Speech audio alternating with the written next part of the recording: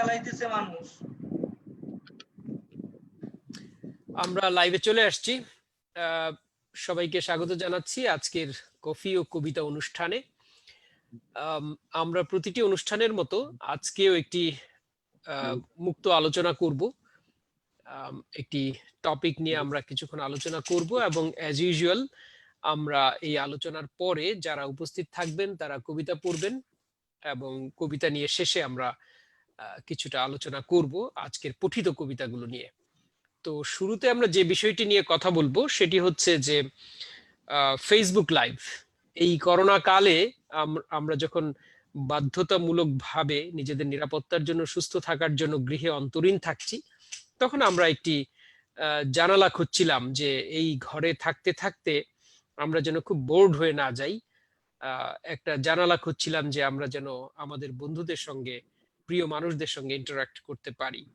তো সেটি করতে গিয়ে আমরা জুম, তারপর হচ্ছে টিমস, তারপর স্কাইপ এইসব ব্যবহার করে আমরা আমাদের বন্ধুদের সঙ্গে, আত্মীয়দের সঙ্গে যারা দূর দূরান্তে আছে তাদের খোঁজ খবর নিচ্ছিলাম। এই করোনা কালীন সময়ে কে কেমন আছে, সবাই সুস্থ আছে তো, ভালো আছে তো, কি করতে হবে কি করতে হবে না, বাইরে যেতে যাব কি যাব না, আমরা মাস্ক পরবো কি পরবো না, আমরা আদা জল মানে গরম জল আদা লেবু দিয়ে মধু দিয়ে খাবো কি খাবো না, এইসব নিয়ে আমরা পারস্পরিক মত বিনিময় করতে করতে এক পর্যায়ে বিষয়টি এমন হলো যে আমরা তাহলে ফেসবুক লাইভে গিয়ে আমরা এইসব কথাগুলো বলি।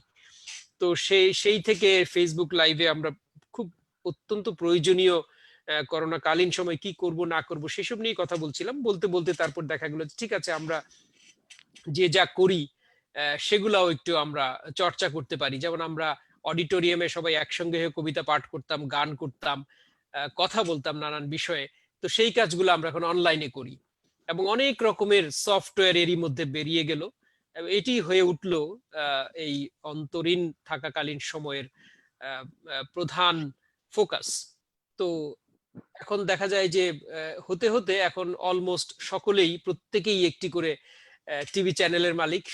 সবারই টিভি চ্যানেল আছে, সবাই করোনা নিয়ে কথা বলছে, সবাই কবিতা পড়ছে, সবাই গান করছে।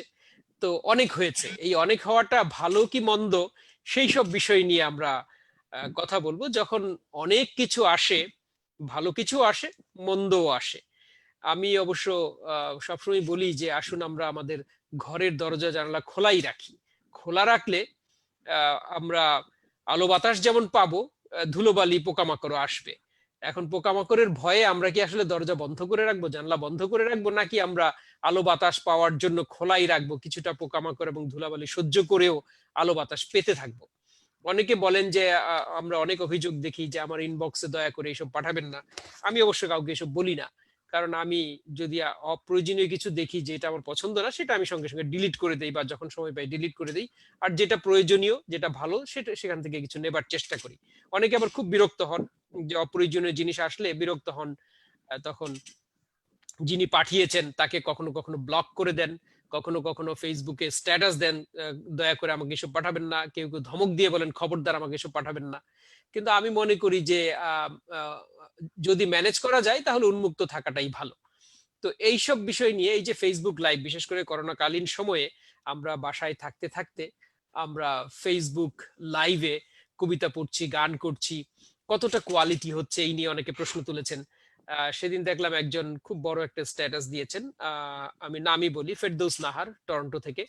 তিনি বলেছেন এই যে সকলে আবৃত্তি করছে, কিছু হচ্ছে না, তারপরে এগুলা কেন করছে, উনি এক ধরনের অভিযোগই করেছেন। আমি অবশ্য কমেন্ট করেছিলাম, আমি বললাম যে স্বাধীনতা টা থাকুক না, যার যা খুশি করুক না, এর মধ্যে থেকে ভালো কিছু হয়তো বেরিয়ে আসবে। তো এটা আমার একটা স্ট্যান্ড, বাট প্রত্যেকেরই ভিন্ন ভিন্ন মত আছে। এই বিষয়গুলো নিয়ে আমরা আজকে একটু আলোকপাত করব।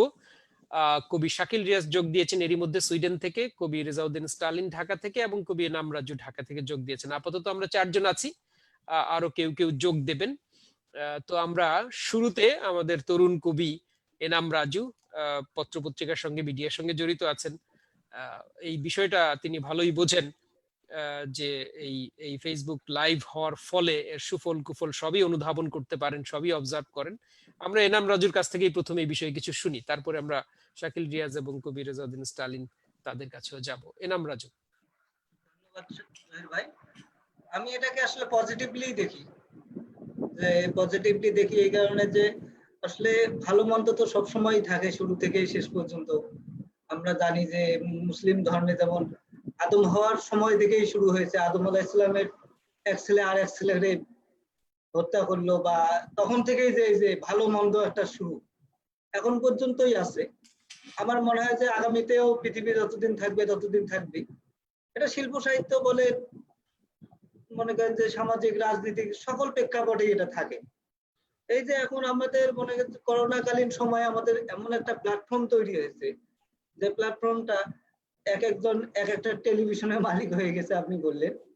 এটা একটা সুবিধা হচ্ছে যে আপনার যারা খারাপ করতেছে তারা একসময় অটোমেটিক নিজেই স্তব্ধ হয়ে যাবে, কিন্তু যারা ভালো করতেছে এটা দিয়ে অনেককেই সামনে আনতে পারবে। কারণ এটা হচ্ছে যে টেলিভিশনে এখন যে অনুষ্ঠানগুলো হয়, আমরা আসলে ফেসবুকেই শুধু পোস্ট দেখি যে আজকে আমি টেলিভিশনে কবিতা পাঠ করলাম, অথবা দেখা যাচ্ছে কবিতা একটা অনুষ্ঠান করে আসলাম, এগুলো আমরা ফেসবুকেই জানতে পারি। কিন্তু যখন আপনি ফেসবুকেই লাইভে যাবেন, সবাই আপনাকে কিন্তু দেখবে, অন্তত 500 জন, 50 জন, 100 জন আপনাকে দেখতে পাবে, এবং আপনি একটা নিজের মতো করে নিজেকে উপস্থাপন করতে পারবেন, যেখানে অ্যাডভার্টাইজের কোনো ঝামেলা নেই, সাউন্ডের কোনো প্রবলেম নেই, দেখা যাচ্ছে যে বিরক্তি ভাব আসে না। দীর্ঘ সময় আপনি চাইলেই আপনি স্টে করতে পারেন। এটা আমি পজিটিভ মনে করি। হ্যাঁ, আর কোনো সেন্সর নেই, খবরদারি নেই, অনেকটা স্বাধীন, যে কারণে হয়তো আরেকটা সবচেয়ে বড় সুবিধা হচ্ছে যে ইন্টারেকশনটা সরাসরি হয়। টেলিভিশনে আমি একটা কবিতা পড়লাম, হয়তো 1 লক্ষ, 2 লক্ষ, 3 লক্ষ মানুষ দেখলো, কিন্তু দেখলো কি দেখলো না সেটা আমি জানতে পারছি না।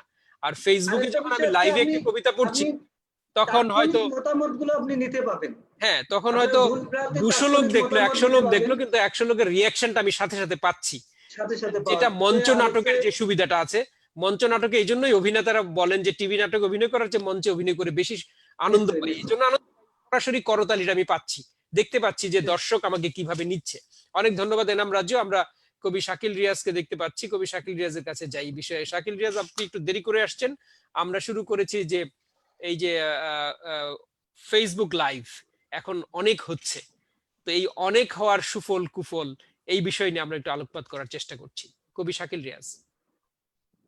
অনেক ধন্যবাদ কবি জহির। হ্যাঁ, খুব চমকপ্রদ বিষয় ফেসবুক লাইভ। এখন তো ফেসবুক খুললেই দেখা যাচ্ছে লাইভ, দু একটা স্ট্যাটাসের পরপরই লাইভ। এবং এটা এই লাইভের সুনামিটা শুরু হয়েছে আসলে এই করোনা টাইমে, যখন মানুষের করার কিছু ছিল না, বাইরে বের হওয়া যাচ্ছে না, কোয়ারেন্টাইনে থাকে, সোশ্যাল ডিস্টেন্স নিয়ে থাকে, কিন্তু মানুষের সঙ্গে মানুষের তো একটা মিলন হতে হবে, দেখা হতে হবে, কথা হতে হবে। এ কারণেই ফেসবুক লাইভটা জনপ্রিয় হয়েছে। আর এই বিষয়টাকেই আমাদের কবি সাহিত্যিক শিল্পীরা লুফে নিয়েছে, এবং দেখা যাচ্ছে যে বেশ জনপ্রিয় হয়ে গেছে বিষয়টা।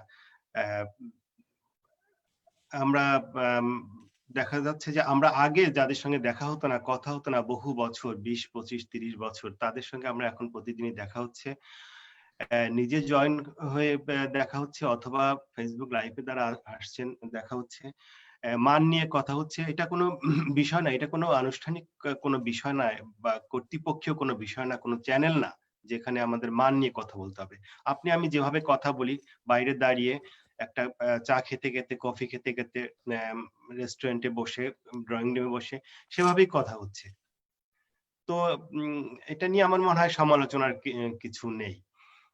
লাইভ হবে, ফেসবুক লাইভ চালুই করেছে মানুষের মধ্যে যাতে সরাসরি যোগাযোগ হয়। এটার নামই সোশ্যাল মিডিয়া। Social media. তো এটা তো আমরা ব্যবহার করবেই, সবাই ব্যবহার করে এটা। এটা কোনো ফর্মাল মিডিয়া না। আমরা যখন রাস্তায় হাঁটতে থাকি, হাঁটতে হাঁটতে কত লোক দেখি, সবার সাথে কি আর কথা বলি? ঠিক তেমনি ফেসবুক লাইভে আমি যখন আমার ফেসবুকটা খুলবো, খুলে কত কিছু চোখে আসবে, সব আমি আমার পছন্দ না হলে আমি না দেখলাম। সেটাই, অভিযোগ করার কিছু নাই আসলে। এখানে অভিযোগের কিছু নাই। এখানে আপনি বসবেন, আপনি ক্যাজুয়াল পুরো, এখানে আপনি টাইট না। এই যে স্টাইল ভাই বসে আছে, স্টাইল ভাই যখন তার নিজের প্রোগ্রাম করে, উনি বসে কিন্তু এরকম মাথায় হাত দেয় না, কপালে হাত দেয় না, বা হেলান দিয়ে বসে না, বা অর্ধেক দেখা যায় অর্ধেক দেখা যায় না, এরকম না। কিন্তু এটাই একটা মজার বিষয়, আনন্দ, আমরা মানুষকে মানুষ হিসেবে দেখতে পাচ্ছি। হ্যাঁ, হ্যাঁ। আর দ্যাট ইজ ভেরি ট্রু, একটা ভালো পয়েন্ট আপনি তুলেছেন যে আমরা যখন ফর্মাল মিডিয়াতে যাই তখন আমরা মেকআপ করি, কিন্তু এই যে ফিজিক্যাল মেকআপ না করলে একটা মনের মেকআপ থাকে। আমরা যখন কথা বলি অনেক কিছু রেখে ঢেকে আমরা কথা বলি, কিন্তু আমরা যখন এই সোশ্যাল মিডিয়ায় আসি, যদিও এটি লাইভ, অনেক মানুষ দেখছে এবং পাবলিক, তারপরেও আমরা অনেক অত রেখে ঢেকে কথা বলি না, একেবারে সোজা সাপটা ভাবে নিজের কথাগুলো বলে ফেলি। এতে করে নিজেকে চেনারও একটা সুযোগ তৈরি করে দেই অন্যের কাছে। এটি এটি খুব গুরুত্বপূর্ণ, খুব দারুণ একটি কথা আপনি বলেছেন।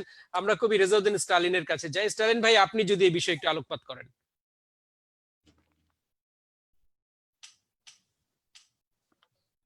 আপনি আনমিউট করে নিন। একটু আমি চেষ্টা করছি, হচ্ছে না। হ্যাঁ, হয়েছে। ধন্যবাদ, ধন্যবাদ কাজী জহিরুল ইসলাম। আজকের বিষয়টা হচ্ছে ফেসবুক লাইভ। এটা একটা বেশ আলোচনার বিষয়, এখনকার খুব বার্নিং ইস্যু এটা। আর করোনাকালীন সময়ে আমরা দেখতে পাচ্ছি যে ফেসবুক লাইভের একটা প্রাদুর্ভাব বলবো এত বেশি যে আমরা কে কখন কোথায় করছে আমরা কাউকে কমিউনিকেট করতে পারছি না। তো এর একটা সুফলও আছে কুফলও আছে, দুই দিকই আছে। কারণ যখন কোনো কিছু নতুন শুরু হয় তখন তার একটা ঢেউ একদম বানের জলের মতো ধেয়ে আসে। তো বানের জল কি করে, কিছু পলিও আনে, সাথে কিছু আবর্জনাও আনে। তো পলিতে আমরা ফসল ফলাই, আমাদের ভালোই হয়, আর আবর্জনাগুলো ফেলে দিই। তো এই ফেসবুক লাইভ যেটা হবে, একটা পলি আসবে আমাদের বিশ্ব সংস্কৃতিতে, একটা পলি তৈরি হবে এবং সেই পলির মধ্যে আমরা উর্বর জমি তৈরি হবে, আমরা ফসল ফলাবো। এটা কিন্তু সত্যি কথা।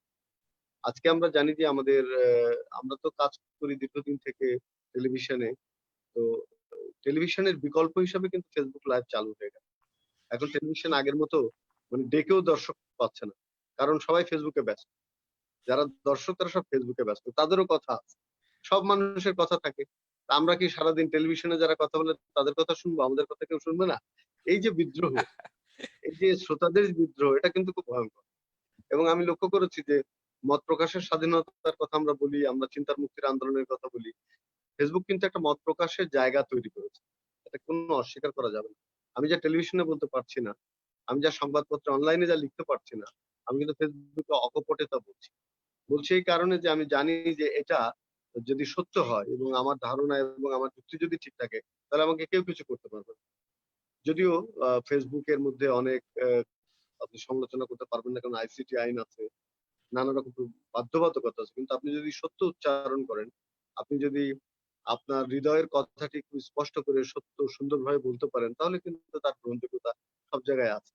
এই যে ধরুন মার্কিন যুক্তরাষ্ট্রে যে ফ্লোরিড যে হত্যা করা হলো, সেটি কিন্তু সবাই কিন্তু বিবিসি, সিএনএন কিংবা টেলিভিশনে এইভাবে দেখে, কিন্তু ফেসবুকের মাধ্যমে যে ভাইরাল হয়ে গেল, এই যে ছবিটা সারা বিশ্বে ছড়িয়ে পড়লো, এই বিশ্বে ছড়িয়ে পড়ার ভেতর দিয়ে যে একটা গণ আন্দোলন তৈরি হলো, একটা প্রতিবাদের ঝড় বয়ে গেল পৃথিবীতে, এবং এখনো যেটা চলছে সেটা কিন্তু ফেসবুকেরই কল্যাণ, প্রযুক্তিরই কল্যাণ, অনলাইনের কল্যাণ।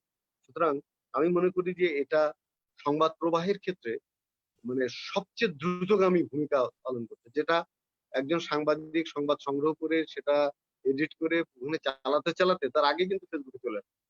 ফেসবুকে তো কোনো এডিট টেডিট লাগে না, ফেসবুকে একদম সংবাদটার সাথে সাথে চলে আসে। তাতে হচ্ছে কি, মানুষের তথ্য প্রবাহটা বেড়ে গেছে।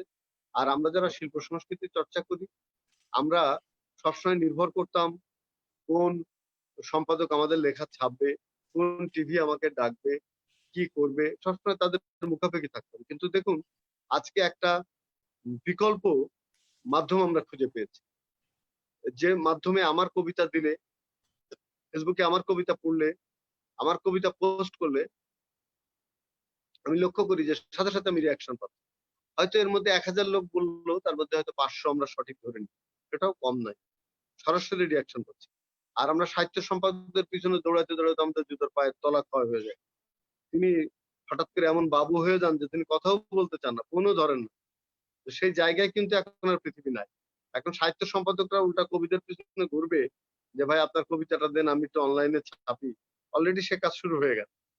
আর টেলিভিশন আলারাও এখন মানুষ কিছু ওই টাকা পয়সা দেয়, সম্মানই দেয়, সেজন্য যাচ্ছে বটে, কিন্তু এরপরে দেখা যাবে যদি ফেসবুকের অনলাইন টিভি চ্যানেলগুলো পয়সা পাতি ঠিক মতো দিতে পারে, তাহলে আর ওইদিকে না গিয়ে ঘরে বসে এখান থেকে টাকা উপার্জন করবে। সুতরাং এটা একটা চ্যালেঞ্জিং জায়গা, কিন্তু এই চ্যালেঞ্জিং জায়গাটা গ্রহণ করতে হবে। যেরকম আমরা কফি ও কবিতা, আমি লক্ষ্য করেছি যে অনেকে এটা কিন্তু দেখে। এবং আমি যে এটিএন বাংলায় গত পরশুদিন অনুষ্ঠান করলাম, আমি জিটিভিতে করছি, আমি আরটিভিতে চ্যানেলাইজে করছি, এগুলো কেউ বলেন। আমি এই কফি ও কবিতা পড়ি, তার সবাই বলে, প্যারিসের জানলার কথা সবাই বলে। আমি বুঝতে পারছি যে এর দর্শক শ্রোতা আছে, এর একটা ইম্প্যাক্ট আছে। তো তাকে কিন্তু আমরা অস্বীকার করতে পারি। আর ঘরে বসে যে নিজের টেলিভিশন, যে কথাটা আমরা বলছি সেলফ টেলিভিশন, মাই টেলিভিশন, সেটা কিন্তু সত্য। কারণ আমি এখন যদি জহিরের সঙ্গে কথা বলতে চাই, আমি দ্রুত আমি অন করে কথা বলে ফেলতে পারছি। আমি সারা পৃথিবীকে দেখতে পাচ্ছি হাতের মুঠোয়। আমার পরিচিত জনদের সঙ্গে আমি কমিউনিকেট করতে পারছি। আমি আমার চিকিৎসা নিতে পারছি ঘরে বসে ফেসবুকের মাধ্যমে। সুতরাং এই করোনাকালীন সময়ে মানে আল্লাহ মানুষকে তো সব দিক থেকে তো আর করে না, মেরে ফেলে না, কোনো না কোনো দিক থেকে বাঁচার সুযোগ করে রাখে। এটা মনে হয় সে বাঁচার সুযোগের একটা বিশাল পথ। এই পথ দিয়ে আমরা এগুবো। এবং বিজ্ঞান, যে কথা যাযাবর বলেছিলেন, বিজ্ঞান দিয়েছে বেগ, কেড়ে নিয়েছে আবেগ। আমার মনে হয় সেই যে আবেগ কেড়ে নিয়েছিল, সে আবেগের জায়গাটা পূরণ করে দেবে। সবাইকে অনেক ধন্যবাদ। আমরা ফেসবুকে থাকবো, তবে এমন কিছু আমরা ফেসবুকে করব না, স্বেচ্ছাচারিতা করব না, মাৎসন্যায়ে যাব না, যেন ফেসবুকের যে ভালো আবেদন সেটা নষ্ট হয়। সবাইকে সেদিকে খেয়াল রাখবেন। ধন্যবাদ। সেটা আমাদেরকে দায়িত্বশীল আচরণ প্রত্যেককেই করতে হবে। আর একটা জিনিস আপনি উল্লেখ করেছেন কিছুটা, সেটা হচ্ছে যে ধরুন কবি রেজাউদ্দিন স্টালিন অত্যন্ত জনপ্রিয় একজন কবি, তাকে সবাই পছন্দ করে, টেলিভিশনে নিয়মিত দেখে, কিন্তু যারা তার কবিতা পড়ে তাদের ইচ্ছা হয় আমি রেজাউদ্দিন স্টালিনের সাথে একটু কথা বলবো, কিন্তু সেই সুযোগটা ফরমাল টেলিভিশনে হয়ে ওঠে না। ফেসবুক হওয়ার ফলে এখন সরাসরি তারা কবি রেজাউদ্দিন স্টালিন যখনই কবিতা পড়ছেন তখনই তাকে মন্তব্য করছেন, স্টালিন ভাই আপনার এই কবিতাটা আমার খুব ভালো লাগছে, আপনি আবার সেটা সঙ্গে সঙ্গে বলে দিচ্ছেন প্যারিস থেকে অমুক কিংবা লন্ডন থেকে অমুক, আপনাকে অনেক ধন্যবাদ আমার কবিতা শোনার জন্য। এই যে একটা যোগাযোগ, মানে পাঠকের সঙ্গে কবির কিংবা শিল্পীর সঙ্গে তার দর্শক শ্রোতার ভক্তদের, এই যোগাযোগটা ঘটেছে বলেই এর একটা নতুন ডাইমেনশন তৈরি হয়েছে, মানে যেটি টোটালি ভিন্ন ফর্মাল মিডিয়া থেকে, যে কারণে ফেসবুক লাইভ এত অনেক বড় জনপ্রিয় জায়গা, হয়ে উঠেছে। এটা অনেক বড় জায়গা, এটাকে ছোটখাটো স্পেস না, এটা অনেক বড় স্পেস। এটার কোনো সংঘমিত্রা শেষ নেই। চক্রবর্তী যোগ দিয়েছেন কলকাতা থেকে। আপনি শুনছেন কিনা জানি না, আপনার অডিওটি অন হয়নি, আপনার অডিওটি অন করতে হবে। আপনি কি শুনছেন আমাকে? আপনার অডিওটি অন হয়নি। ভিডিও আমি দেখতে পাচ্ছি। সংঘমিত্রা চক্রবর্তী, তিনি একজন কবি, তার অনেকগুলো বই বেরিয়েছে। আনন্দ, আপনাকে একটু মেসেজ করেন, উনি শুনতেছে না। ঠিক আছে, আমি ওনাকে মেসেজ করি। মেসেজ করার আগে আমি অন্য একজন অতিথির কাছে যাই এখন। মানে অতিথি আমি বলবো না, কারণ এখানে কফি ও কবিতা যারা আছি আমরা সবাই সবাই হোস্ট, সবাই গেস্ট, পরিবারের কেউ সদস্য, আলাদা, আমরা সবাই সবাই এক সদস্য, পরিবারের সদস্য। সবাই আমরা একই পরিবারের সদস্য, কেউ অতিথি নয়। তো আমি কবি শাকিল রিয়াজের কাছে আবার একটু আসি এই বিষয়টি নিয়ে। স্টালিন ভাইয়ের বক্তব্যের পরে আপনি যদি আবার কিছু অ্যাড করেন, আর ইন দ্য মিন টাইম আমি সংঘমিত্রাকে একটা মেসেজ পাঠাই।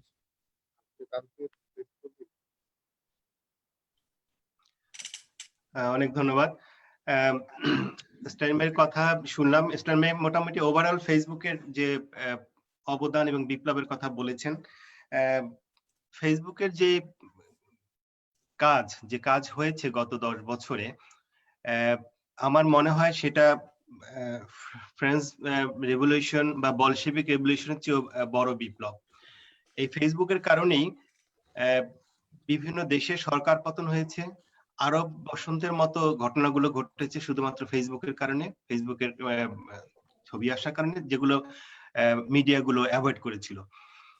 যাই হোক, আমরা লাইভ নিয়ে কথা বলছি। আমার মনে হয় এই লাইভ, আমরা যখন ছোট ছিলাম বা কবিতা লেখা শুরু করেছিলাম, তখন আমরা দেয়াল পত্রিকা করতাম, তখন আমরা লিটল ম্যাক করতাম।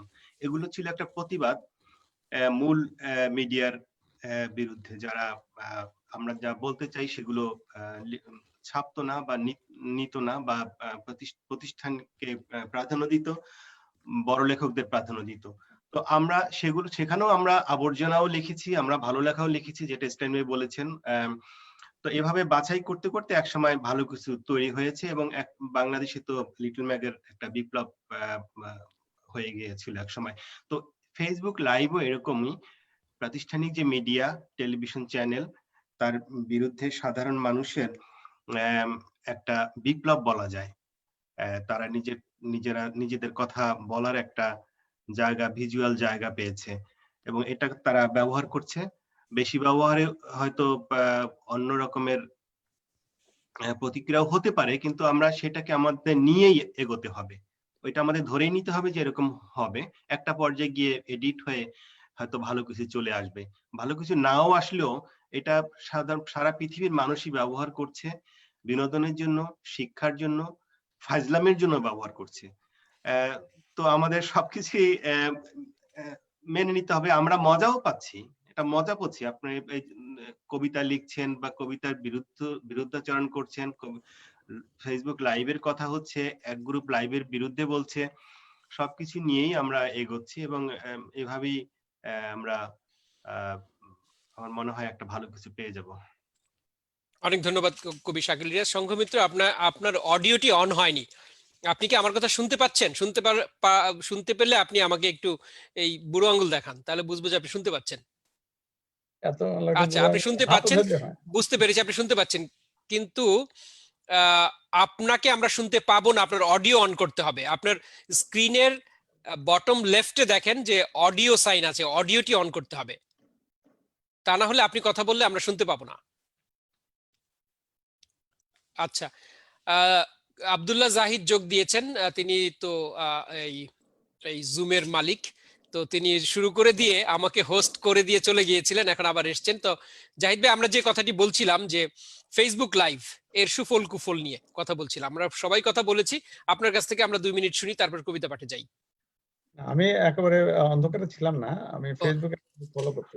আচ্ছা, ফলো করছিলেন। আসলে যে একেবারে যে ছিলাম না তা না, কারণ হলো যে আমার আরেকটা মিটিং চলছে, তো ওইটাকে মিট করে আবার এটাও দেখতেছি। ওই মিটিং তো যা হয় গতানুগতিক, এগুলি তো অনেক জানা হয়েছে, আগে বললাম।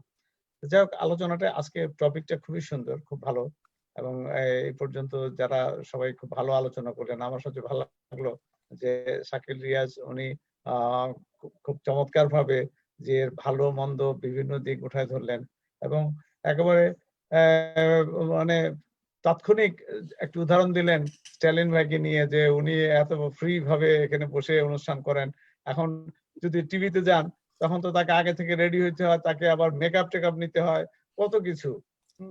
আরেকটি এই আর কি। তবে অতি ব্যবহার যেমন সবকিছুরই একটা পরিমিত এবং একটি গাইডলাইন থাকা দরকার। তবে এটি ঠিক যে সাহিত্য নিয়ে ফেসবুকে অনেকদিন যাবতই ব্যবহার করা হচ্ছিল ফর দ্য বিজনেস পারপাস। অনেকেই দেখতাম যে লাইভ করে যে ওই শাড়ি গয়না বিক্রি, পণ্যের বিজ্ঞাপন দিত, এগুলি চলছিল। তো এখন এই পরিবর্তিত পরিস্থিতিতে আমাদের এই করোনাকালীন সময়ে যে এই যে সাহিত্য চর্চার একটি যে নতুন একটি ক্ষেত্র তৈরি হয়েছে, এখন যেদিন হয় না আমাদের যে অনুষ্ঠানটি, যেদিন হয় না এবং সেদিন মনে হয় যেন একটা অনেক কিছু বাদ গেল, একটি রেগুলার একটি আমাদের, এবং এ থেকে কিন্তু অনেক কিছু জানাও যায়। অনেকেই যে আমাদের এই যে এতগুলি দর্শক অন্তত পক্ষে গড়ে পড়তে পারে 20 থেকে 30 জন থাকেন, তারা নিশ্চয়ই ভালো লাগে, তারা তো এই অনুষ্ঠানটা দেখেন এবং একটি মানে আনন্দ উপভোগ করেন। তো আমার মনে হয় যে এটি একটি নতুন উদ্ভাবক। দেখেন, এরকম একটি মানে সবকিছুই একটি প্রক্রিয়ার মধ্যে দিয়ে যায়। একসময় এরকম ছিল যে একটা মানে টিভি তো আজকে যে অবস্থায় আছে এরকম ছিল না, একটি চ্যানেল ছিল, তারপর অনেক চ্যানেল হলো, এরপরে আবার একটা চেঞ্জ হয়। এরকম চেঞ্জের মধ্যে দিয়ে দুনিয়া যেতেই থাকবে। আগামীতে হয়তো আরো মানে ভালো কিছু আসবে। তো সেটাই বলবি আর কি। তবে আমাদের এই যে এই প্রচেষ্টাটা এবং এই যে ফেসবুকে আমাদের যে নিজেরা একত্রিত হওয়া, সবার মধ্যে যে একটা মিলনের সৃষ্টি হয়েছে এবং ইন্টারাকশন, মানুষ যে সবাই তাৎক্ষণিকভাবে তাদের প্রতিক্রিয়া ব্যক্ত করতে পারছে, ভালো না লাগলে দেখবে না, হ্যাঁ সেটাই। এখন এটিও একটি চ্যালেঞ্জ হয়ে গেছে আমাদের প্রচলিত যে মিডিয়া, যেটি বললেন যে স্ট্যালিন ভাই বললেন যে টেলিভিশন এবং আমি দেখলাম যে এখন টেলিভিশনের সব চ্যানেলও এইভাবে অনুষ্ঠান হচ্ছে এবং তারাও এই তাদের অনুষ্ঠানগুলি। জাহিদ ভাই, আপনি একটা ভালো তথ্য দিলেন যে টিভি গুলো, যে ফরমাল টিভি গুলো এখন ফেসবুক লাইভে চলে আসছে, লাইভের মতো এরকম ভাবে লাইভের অনুষ্ঠান করছে, কলিং অনুষ্ঠান করছে, সমস্ত ইয়েগুলি। তো একটি কথা বলি খালি, খুব ভালো লাগলো, আমার একটু পুরোনো জিনিস মনে হলো আমার। স্ট্যালিন ভাই বললেন যে সেই বিজ্ঞান যাযাবরের কাছ থেকে উনি সবসময় সুন্দর সুন্দর কোটেশন দেন।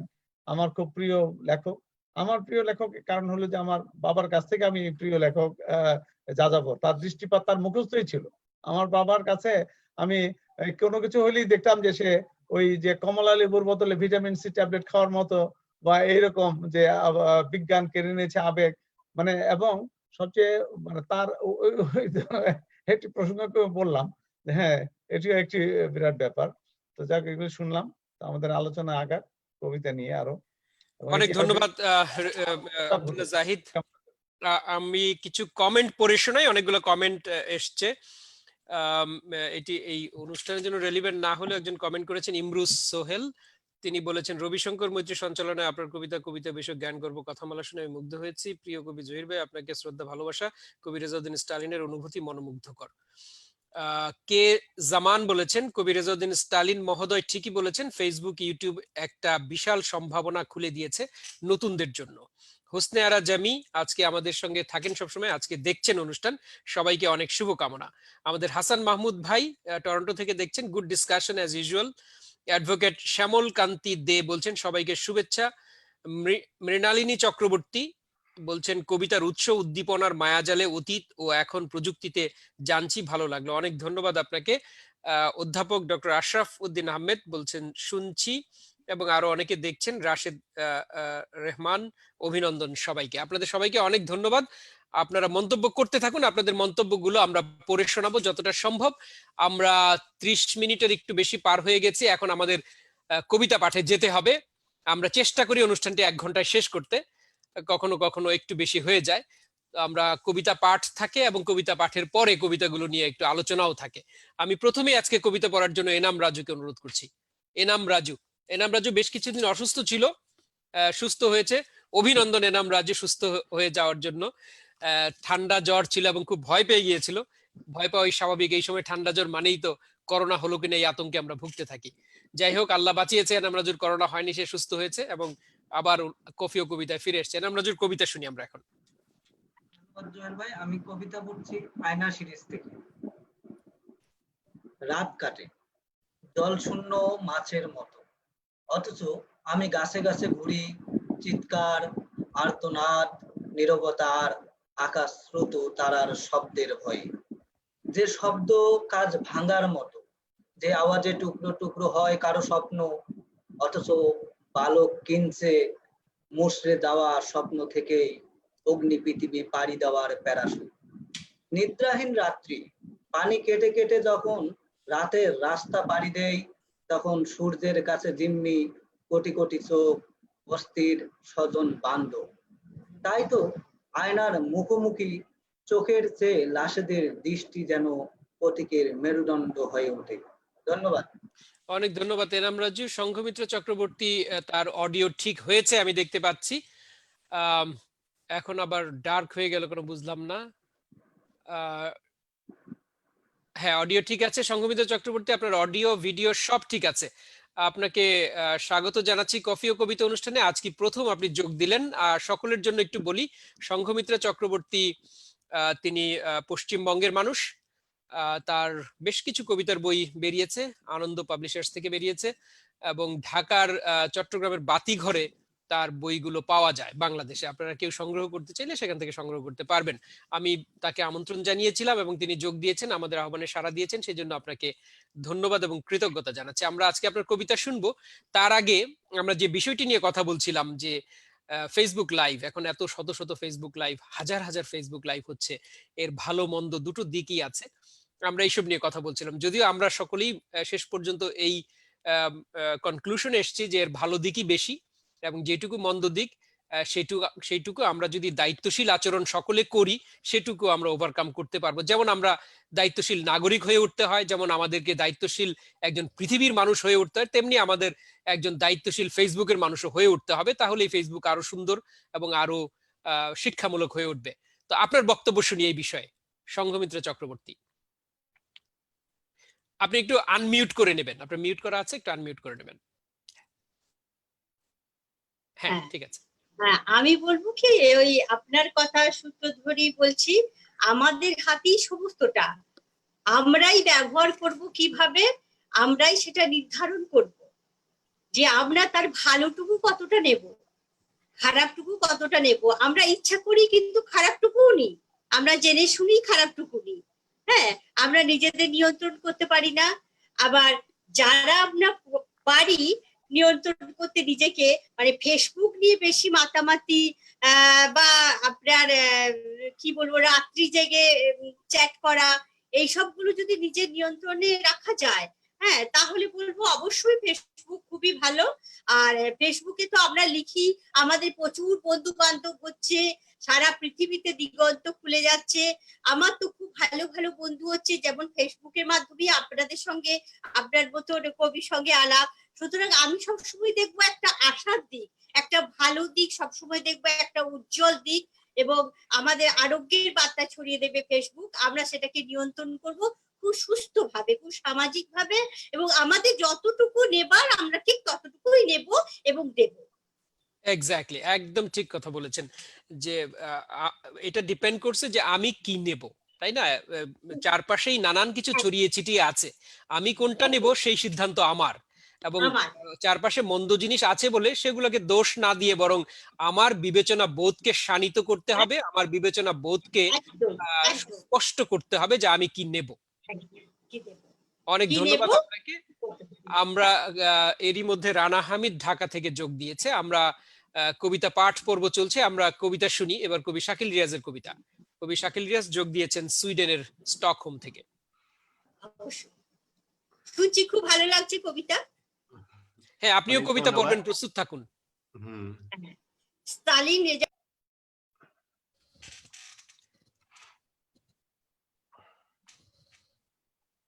শাকিল পড়ুন। হ্যাঁ, আমার কবিতার নাম তুই কেন নাম বলিসনি তোর। একটা কবিতা হতে পারতো তোর নামে, যদি সাবধানে নামটা শুধু বলে যেতি কানে। তোর দীঘল বাসনা আর বাষ্পরুদ্ধ প্রেম বেঁচে বর্তে থাকতো কিছু চোখ মোছায়, কিছু পেল বেদনায় আমার জীবনকালে। ইনিয়ে বিনিয়ে জোর করে কবিতাকে নিয়ে আসা হতো তোর নামের ঘেরাটপে, অর্থের আঙিনায় বিমূর্তে। তুই কেন নাম বলিসনি তোর। উচ্ছল বালিকার মতো বৃষ্টি নেমে আসা দিন তোর আঙুলেই গুনে গুনে শেষ হয়ে যায়। খড়খড়ে বাতাসের রং লাল হয় তোর গাল থেকে ধার নিয়ে। কিছু নিচু দমে ঝড়ের সম্ভাবনা শ্বাস নেয় ভাটির অঞ্চলে। তুই কেন পা বাড়াসনি তোর। তোর শান্ত ছাতা উল্টে গিয়ে যেদিকে উড়লো তুই সেদিকে গেলি না। তুই ছেড়ে আসলি একাত্তু জীবন, তুই উড়িয়ে দিলি একাত্তু ঠাই বৃষ্টি পথে। তারপর কোথায় গেলি তুই। তুই কেন গ্রাম বলিসনি তোর। চোট পাওয়া বিকেল গোঙায় টলটলে চোখে তোর চলে যাওয়া ঝাপসা হয়ে গেলে সেখানে রংধনু জাগে দুটি রং নিয়ে। তোর চিবুকের শিরশিরে রং, তোর ফিরে যাবার পাণ্ডুর রং। তুই তাকালি না বলে পাতা ঝরা থেমে গেল। তুই তাকালি না বলে বাতাস লুকিয়ে নিল তার অবলোকনের চোট, না দেখার ক্ষয়ক্ষতি। তুই কেন চোখ ফেরাসনি তোর। তবু ভুল পথে হেঁটে গেলি তুই, জবুথবু রোদের বিলাপ ওঠে পথে পথে। এ পথ তীর্থগামী নয় বলে একবার ফিরিয়েছিলি চোখ শীতের দিকে। বরফের গলায়মান ভাষা তোর পা বেয়ে উঠে যায় পাজরের ঘরে।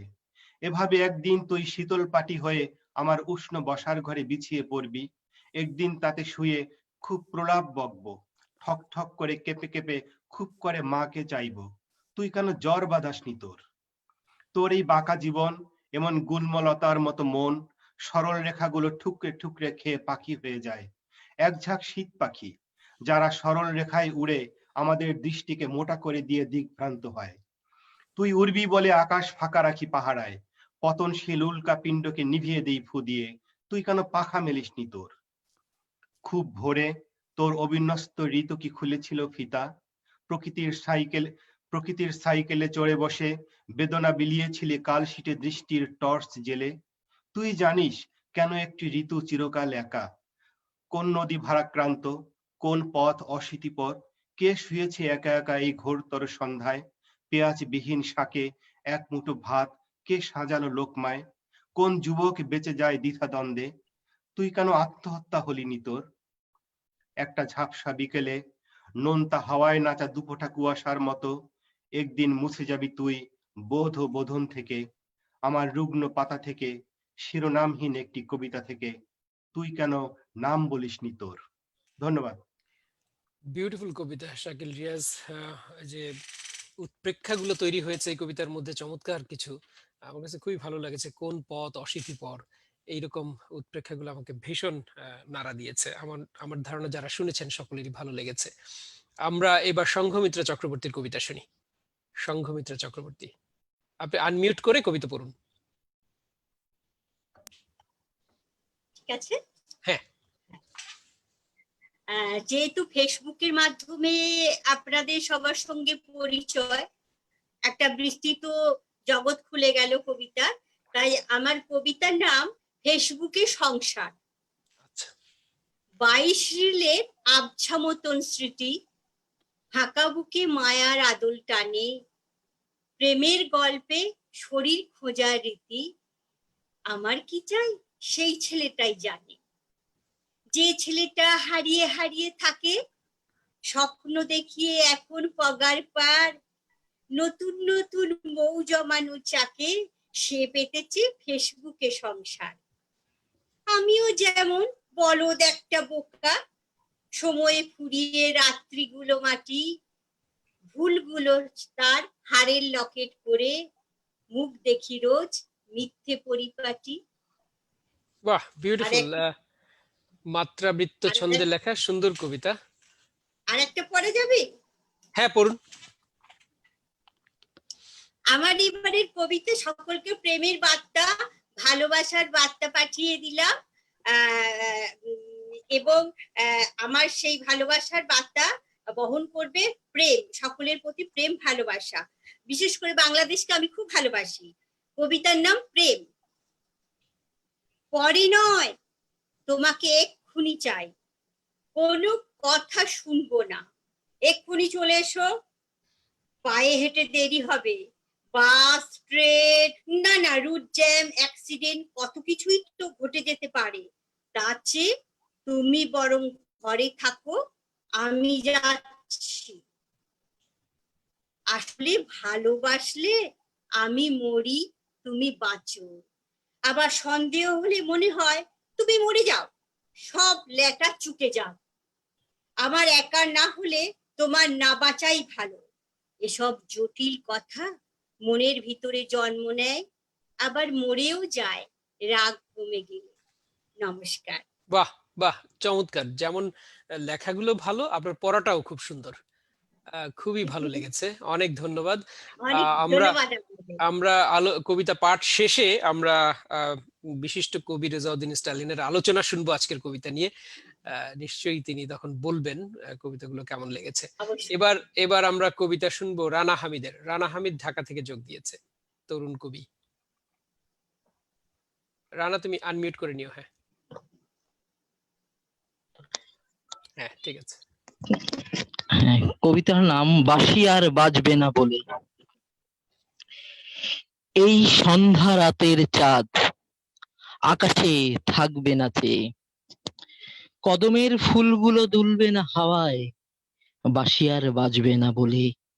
কেউ আর থাকবে না দাঁড়িয়ে বকুলের তলায়, সুতায় সুই গেথে ফুলে ফুলে যে সরসী গেথে যেত মালা, সে আর গাঁথবে না ফুলকলি। মধুমতির মায়া লাগা ঢেউ আর ছুটবে না ভরা গাঙে, পূর্ণিমার চাঁদ এসে দেবে না তো ডুব সে নদীর ছলো ছলো জলে। বাঁশি আর বাজবে না বলে, বাঁশি আর বাজবে না বলে কিশোরীর চঞ্চল ডাগর চোখে লাগে না আলতো করে কাজল রেখা। বাঁশি আর বাজবে না বলে কথা দিয়ে কেউ করে না তো দেখা, এখন ভালোবাসা বন্দি থাকে দুই নয়নের জলে। বাঁশি আর বাজবে না বলে, বাঁশি আর বাজবে না বলে, বাঁশি আর বাজবে না বলে নুপুরের ছন্দ থেমে যাবে, প্রিয়ার খোপায় লাগবে না গোলাপ, ফুলের কাঁটায় ক্ষত হবে বুক, প্রেমিকার ঠোঁটগুলো হয়ে যাবে পাথর। বাঁশি আর বাজবে না বলে, বাঁশি আর বাজবে না বলে সূর্য তাপে পুড়ে যাবে মাঠ, পালের গরু পালাবে গোয়াল ছেড়ে, সন্ধ্যার আগেই আধারে ডুবে যাবে সব, প্রিয়ার কালো চোখ হয়ে যাবে ঘোলা, বাঁশি আর বাজবে না বলে কোথাও বাতাস নেই তবু জানালা খোলা, বাঁশি আর বাজবে না বলে তাই এত অবহেলা, এত মিছে খেলা, বাঁশি আর বাজবে না বলে, বাঁশি আর বাজবে না বলে। ধন্যবাদ। অনেক ধন্যবাদ রানা হামিদ। আবৃত্তির জন্য খুব সুন্দর একটি কবিতা। এবার কবিতা পড়ার জন্য অনুরোধ করছি কবি রেজাউদ্দিন স্টালিনকে। কবি রেজাউদ্দিন স্টালিন, আনমিউট করে নিন স্টালিন ভাই। আমার কবিতার শিরোনাম হলো রাক্ষসেরা এসে পড়ার আগেই।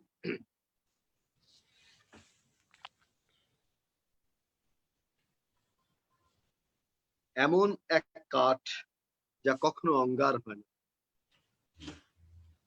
এমন এক বসন যা কখনো দীর্ণ বা মলিন হয় না, এমন এক উনুন যার বুকে সারাক্ষণ অন্ন উথালায়, এমন এক সাবান যার ফেনীর শরীর ক্ষয় হয় না কোনোদিন, এমনই দ্রব্যগুণ সিদ্ধ জনপদ যেখানে রমণীরা সেলাই করে নকশি কাঁথা এবং প্রেমাস্পদের প্রত্যাবর্তন বোঝে প্রতিধ্বনি শুনে, কপালে নক্ষত্র আছে গর্ভবতী নারীরা এমন সন্তানের অপেক্ষায় থাকে, কৃষক স্বপ্ন দেখে এমন এক মাঠে যেখানে ফসলের মৌসুম কখনো ফুরোয় না, ধীবর স্বপ্ন দেখে এমন এক স্রোতস্বিনীর যেখানে ইলিশের ঝাঁক হাসতে হাসতে জালে উঠে আসে, মজুর স্বপ্ন দেখে এমন এক বোঝার যার ভার শিমুল তুলোর মতো হালকা নরম, ফেরিওয়ালার স্বপ্ন দেখে এমন এক মেলার যেখানে অনায়াসে বিক্রি হয়ে যায় তার লজেন্স আর অন্য সব কিছু, কবি স্বপ্ন দেখে এমন এক পদের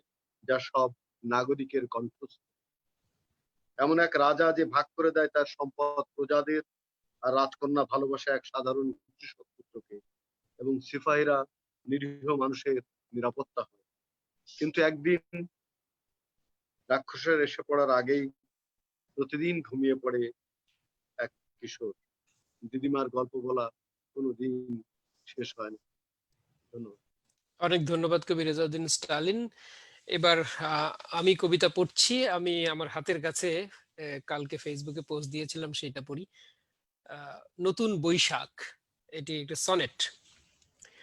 সুমেরু রাত্রির নিচে তাকে বলি না অবগুণ্ঠন, সৈকতে ঝিনুক ফোটা প্রহর আসুক না দেরিতে, আজ রাতে মগ্ন হতে চাই নীরবতার সঙ্গীতে, দিও না তুফান তছনছ করে কৃষ্ণচূড়া বন, না না নড়বে না একটুও, জানি ভেতরে কি ঝড়, তুমি স্থির বসে থাকো মন্ত্রে বাঁধা অনর প্রহরে, তোমাকে যে ভাঙে সেই ঝড় কাঁপে আমার ভেতর, নামুক আধার আরো ঢেউ দেব নরম ডহরে, বক্ষ চৈত্র মাঠ খোঁজে নারীর অমৃত রসধারা, চতুর্দশী রাতের পূর্ণতা খুঁজে নিক তৃষ্ণা তিথি, কামনার সব রং দেয় যদি বাসর বাহারা, ঘুমটা সরিয়ে আমি খুলে দেব আলোস্ফীতি, কোথায় সানাই তবে উলুধ্বনি ঢোল কৈশাখ, আমার বাসরে বাজে রাঙা ভোর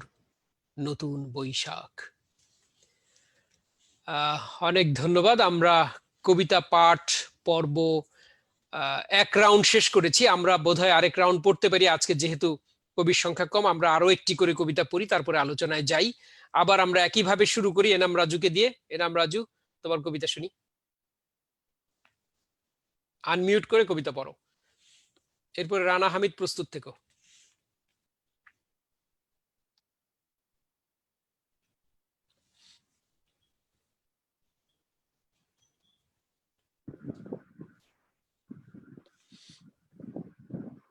আমার মনে হয় আচ্ছা,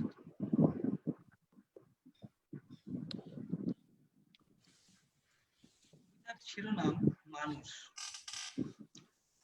চারদিকে অসংখ্য জোনাকি লুকিয়ে আছে, মৃত্যুর মিছিল দেখে তারা পৃথিবীকে ডাস্টবিন ভাবে, পালাতে চায়, দৌড় দেয় নিরাপদ আশ্রয়ের খোঁজে। আমি হাসি, আমাকে হাসতেই হয়। পথঘাটে মানুষ নেই, পুকুরের প্যারেড নেই, সমুদ্রের আর্তনাদ দেখে না সীমানার রেড লাইন ভুলে চলা ইলিশ পুরুষ। ডলফিনের মৃত্যু দেখার কেউ নেই, জলের ঢেউ বেওয়ারিশ। আমি হাসি, আমাকে হাসতেই হবে। পতিতার চোখে ঘুম, পেটে বাঁধা পাথুরে জাহাজ, ফুলের ঘ্রাণে পাখিরা করে সান্ধ্যকালীন কুচকাওয়াজ। পথে কেউ নেই, রাজপথে হাঁটে না, আমি হাঁটি, আমাকে পথ চিনতেই হয়। সবকিছু নড়ে বড়ে, তবু দেখো জানালায় বসে চাঁদ, দেয়াল গলে ঢুকে পেয়ারা সূর্য, শিশিরে ভেজা ঘাস। ভেঙে যাওয়া মানেই নতুন সৃষ্টির উন্মোচন। আমি ভাবি নতুন সৃষ্টি দেখব বলেই আমাকে হাসতে হয়। আমি হাসি, আমাকে হাসতেই হবে। মানুষ যে বড় হওয়ার লক্ষ্য নিয়ে মায়ের পেটের মতো নিরাপদ জেল থেকে বিশ্ব ভ্রমণে বেরিয়েছে কবে। ধন্যবাদ। অনেক ধন্যবাদ এনাম রাজু। এবার কবিতা পড়ার জন্য অনুরোধ করছি রানা হামিদকে। রানা হামিদ, আনমিউট করে নাও। হ্যাঁ, কবিতার নাম ঘরে ফিরো কাল। রানা হামিদ, তুমি আবার একটু আনমিউট করতে হবে, মিউট হয়ে গেছে, একটু আনমিউট। আচ্ছা, হ্যাঁ ঠিক আছে। ওকে। কবিতার নাম ঘরে ফিরো কালচে ভোরে। ভর দুপুরে বিলের ভেতর ডাকছি তোমায়, শুনতে কি পাও? মধ্য বিলে শাপলা শালুক, যত খুশি যে যাই তুলুক, আমরা দুজন ডুব সাঁতারে মাছ ধরবো কুলের ধারে। অপেক্ষাতে তাই তো আছি, হাত বাড়িয়ে দাও। ভর দুপুরে বিলের ভেতর ডাকছি তোমায়, শুনতে কি পাও? পূর্ণিমাতে ধানের ক্ষেতে মেশিন ঘরে একলা আছি, বোবা হয়ে যাচ্ছে পাড়া, মন কি তোমার দেয় না সাড়া আসতে আমার কাছে? নেও জুড়িয়ে দেহের গরম, পৌষ মাসে কিসের শরম, সেলাই করা কাঁথা হয়ে শীতের কালে খড়ের ঘরে থেকো কাছাকাছি। পূর্ণিমাতে ধানের ক্ষেতে মেশিন ঘরে একলা আছি, তাই ডাকছি গায়ের মেয়ে চুপটি করে অগোচরে, স্নান সেরেই ঘরে ফিরো একলা একা কালচে ভোরে। ধন্যবাদ। অনেক ধন্যবাদ রানা হামিদ। স্বরবৃত্ত ছন্দে লেখা সুন্দর কবিতা, শুধু তাই ডাকছি এখানে একটা মাত্রা কম হয়েছে, এটা একটু দেখতে পারো। এবার কবিতা পড়ার জন্য অনুরোধ করছি সংঘমিত্রা চক্রবর্তীকে। আনমিউট করে পড়ুন। হ্যাঁ ঠিক আছে। আমি একটা কথা বলতে চাই। হ্যাঁ। আমার এই বইটি শ্বেতাকালী বিশেষ দিন, এই বইটি এটি 2012-তে কৃত্তিবাস পুরস্কার পেয়েছিল এবং পুরস্কার লাস্ট দিয়ে গেছেন সুনীল গঙ্গোপাধ্যায়, শেষ পুরস্কার দিয়ে গেছেন, যার জন্য একটা বিরাট স্মৃতি এবং একটা বিরাট শোকও আমার এই বইটির সঙ্গে জড়িয়ে আছে। এই বইটি থেকে আমি একটি কবিতা পড়ছি। কবিতার নাম সম্পর্ক। আগুন ও আগুন, তুমি এসেছো এক বুক গ্রীষ্ম নিয়ে, গনগন আছে বুঝি পোড়াবে শরীর। কখনো চায়নি সুখ, কখনো হৃদয় ছুঁয়ে দেখোনি তুমিও, তবুও প্রতিটি রাত ভরে দাও অসুখে অসুখে। নারী থাকবে অবনত, তুমিও ভেবেছো রতি সুখ নিতান্ত সহজ যেন। আগুন সম্পর্ক করো, নদী জানে তোমার অসুখ। নমস্কার। অনেক ধন্যবাদ আপনাকে সংঘমিত্রা চক্রবর্তী। এবার কবিতা শুনবো কবি শাকিল রিয়াজের। কবি শাকিল রিয়াজ।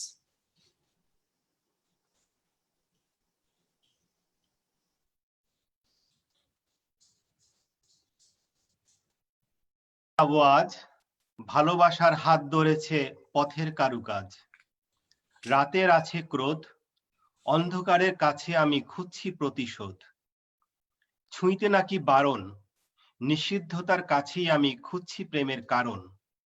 ভূত এসেছে ভূত, তোমার সাধের উঠোন জুড়ে খেলবো যে কুতকুত। ভোর হবে না আর, আমার সজল চোখেই ডোবে তোমার রবিবার। হঠাৎ কেন জ্বর, টেলিফোনের অন্য পাশে ফুঁসছে তোমার বর। ধন্যবাদ। অনেক ধন্যবাদ কবি শাকিল রিয়াজ। এবার আমরা কবিতা শুনবো কবি রেজাউদ্দিন স্টালিনের।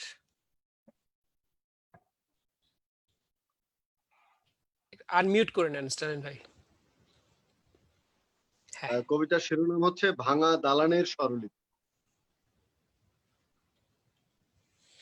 বহুদূর থেকে বসন্ত আসে একা, এ জীবন পাই একবার তার দেখা। কোকিলের কুহু, নাতিশীতোষ্ণ হাওয়া, প্রতিটি ঋতুতে বারবার যায় পাওয়া, কিন্তু ভাগ্যে বসন্ত পাওয়া ভার। বেগবান যত তারার অহংকার, আর সৃষ্টির অনন্ত প্রণোদনা, জীবনকে করে একবারই উন্মনা। একবারই শুধু উদ্দাম নীলাকাশ, জীবনকে দেয় বিস্ময় উচ্ছ্বাস।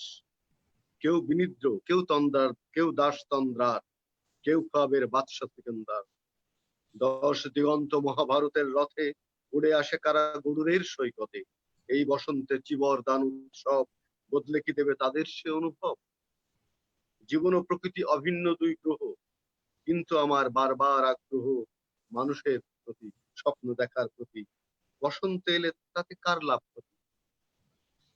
হয়তো প্রকৃতি ফুলে ফলে ওঠে ভরে, উষ্ণতা বাড়ে প্রেমিকের অন্তরে, তবুও জীবন বাঁধা থাকে মৃত্যুতে, গুনে যায় স্বাদ স্বপ্নের তন্তুতে।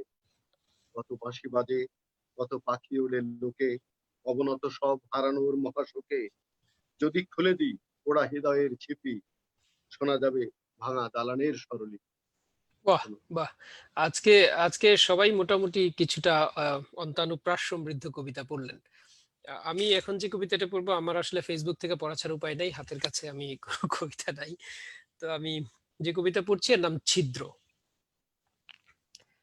সাদা গাড়িটির ছাদ ছিল না, পাহাড়ের ব্যারিকেডে আটকে পড়া সমুদ্র, ঢেউগুলো পাথরের পায়ে চুমু খায় পরম মমতায়। ওরা দুজন গাড়ি থেকে নেমে যে বৃদ্ধের সামনে দাঁড়ায়, তিনি সরাইখানার মালিক। আর ওর বন্ধু, যিনি ছিপ ফেলে রোজ টেনে তোলেন সমুদ্র থেকে আস্ত এক ভোর, যার নৌকার গলুই থেকে গড়িয়ে পড়ে অস্তগামী সূর্য, তিনি ওদের পথ দেখান পান্থশালার। লোকটি সুবর্ণ রেখার উপর দাঁড়িয়ে চোখ রাখে জানালায়। নীল জলরাশি এবং বিছানার রমণী পরস্পরের সঙ্গে প্রতিযোগিতা করে নিস্তব্ধতার। ভোরের পাহাড়ে মেয়েটি হেঁটে গেলে নুয়ে পড়ে কমলা বাগান। সরাইখানার টেবিলে লোকটি রোজ গিয়ে বসে। ওর কলম থেকে কেউ বেরিয়ে আসে না, না রাক্ষস না দেবতা। সূর্যাস্তের পর দরজা খুলে দেয় লোকটির স্ত্রী। ওরা পরস্পরের পিঠে পিঠ রেখে বলে শুভরাত্রি। একদিন মদ্যপ লোকটি সব বলে দেয় সরাইখানাকে। গ্রীষ্মের হাওয়া লেগেছিল কমলা বাগানে, পাখিদের ডানা ছিল, প্রজাপতি, রঙের ফোয়ারা, আর কি উজ্জ্বল ভোর। ফলবতী ডালে হেসেছিল সন্ধ্যার অস্তরাগ। ঝড় ঝড়, তখন ওর কণ্ঠ নিভে যায় মদের গ্লাসে। ওরা পরস্পরের পিঠে পিঠ রেখে আরো একটি ভোরের প্রতীক্ষা করে। এরপর আরো একটি, এরপর আরো আরো। যেদিন এক তরুণ দম্পতি এসে ওঠে পাশের ঘরে, সেদিনই মেয়েটি আবিষ্কার করে দেয়ালে একটি ছিদ্র, এবং সে গুপ্তধন আবিষ্কারের নেশায় চোখ রাখে ছিদ্রপথে। নির্লজ্জের মতো দেখে তারুণ্যের মৈথুন, নগ্ন তরুণের সুঠাম কোলের উপর তরুণীর নগ্ন দেহ। আনন্দের আহ্লাদে মেয়েটি চিৎকার করে। নিষ্প্রভ স্ত্রী খাবারের খোঁজে লোকালয়ে গেলে লেখক ভদ্রলোক চিৎকারের শব্দ শুনে অন্য একদিন। দেয়ালের ছিদ্র থেকে রোল করা কাগজের ছিপি খুলে উপভোগ করে প্রতিবেশীর সঙ্গম দৃশ্য, এবং ওরা পরস্পরের কাছে ধরা পড়ে যায়। এরপর থেকে এটি ওদের একমাত্র যাপিত যুগল সময়। এবং একদিন মেয়েটি জেগে ওঠে বাথটাবের ফেনার ভেতর। লোকটি ঝাঁপ দেয় গল্পের গাঙে। ওরা মৈথুনে লিপ্ত হয় যখন নিচে কমলা বাগান তছনছ করছিল একদল বুনো হাতি, আর সমুদ্রের ঢেউ এসে ছোবল দিচ্ছিল পাথরের শিশ্নে। অনেক ধন্যবাদ। আমাদের পাঠ পর্ব এখানে শেষ। এবার আমরা কবিতাগুলোর উপর একটু বিস্তারিত আলোচনা শুনবো কবি রেজাউদ্দিন স্টালিনের কাছে, এবং তারপরে আমরাও একটু একটু করে আলোচনা করব। আজকের মূল আলোচক কবি রেজাউদ্দিন স্টালিন। স্টালিন ভাই, আপনার কাছ থেকে আমরা আলোচনা শুনবো এখন। মিউট করা আছে? না, আপনি ঠিক আছেন, আনমিউট আছে। ধন্যবাদ। আজকে যে যারা কবিতা পড়েছেন তাদের নামগুলো আগে বলি। এনাম রাজু, শাকিল রিয়াজ, সংঘমিত্রা, রানা হামিদ এবং কাজী জহিরুল ইসলাম, আমি রেজাউদ্দিন স্টালিন। আমরা সবাই কবিতা পড়েছি। যা আব্দুল্লাহ জাহিদ ভাই কি আজকে পড়বে না? না, উনি পড়বেন না, উনি আব্দুল্লাহ এখনো কবিতা মনে মনে লিখেছে, খাতায় এখনো লেখা হয়ে ওঠেনি। এখন খাতা কাগজে আসেন। না। আমি এনাম রাজুর দুটি কবিতা শুনেছি। দুটি কবিতার মধ্যে প্রথম কবিতায় এনাম রাজু বরাবরই আগে যেরকম কবিতা লিখেছে সেরকমই। তো একটা প্রথম কবিতার মধ্যে একটা জায়গা আছে আয়নার মুখোমুখি, এই লাইনটা বেশ চমৎকার ছিল এই পুরো কবিতার মধ্যেই। এবং বেশ ইঙ্গিতময় কবিতা ছিল সেই কবিতাটি। আর দ্বিতীয় কবিতা যেটা, যে পথে ঘাটে মানুষ নেই, ডলফিনের মৃত্যু দেখার কেউ নেই, এটা আমাদের সাম্প্রতিক যে করোনাকালীন সময়ের যে একটা বিধ্বস্ত অবস্থা, সেই অবস্থাকে সে এখানে তুলে নিয়ে এসছে। এবং সে বলছে যে নতুন সৃষ্টি দেখবো বলে মানে আমরা বেঁচে আছি, এবং আমরা সেই দেখার জন্যই আমাদের বেঁচে থাকতে হবে। এই কথাটি সে বারবার এই কবিতার মধ্যে পুনরাবৃত্ত করেছে যে রাজপথে কেউ নেই এবং ডলফিনের মৃত্যু দেখার কেউ নেই, পথঘাটে মানুষ নেই। এই যে একটা হাহাকার আমাদের এই সময়কে আক্রান্ত করেছে, সেটা সে তুলে আনবার চেষ্টা করেছে। তবে কবিতার মধ্যে আরো বেশি এই কবিতাটি আরো বেশি ইমেজ দাবি করে, আরো তীক্ষ্ণ বক্তব্য দাবি করে, আরো বেশি হাহাকার দাবি করে। যতটা হাহাকার আমাদের সময় আছে ততটা হাহাকার মনে হয় এনাম রাজু তুলে আনতে পারেননি।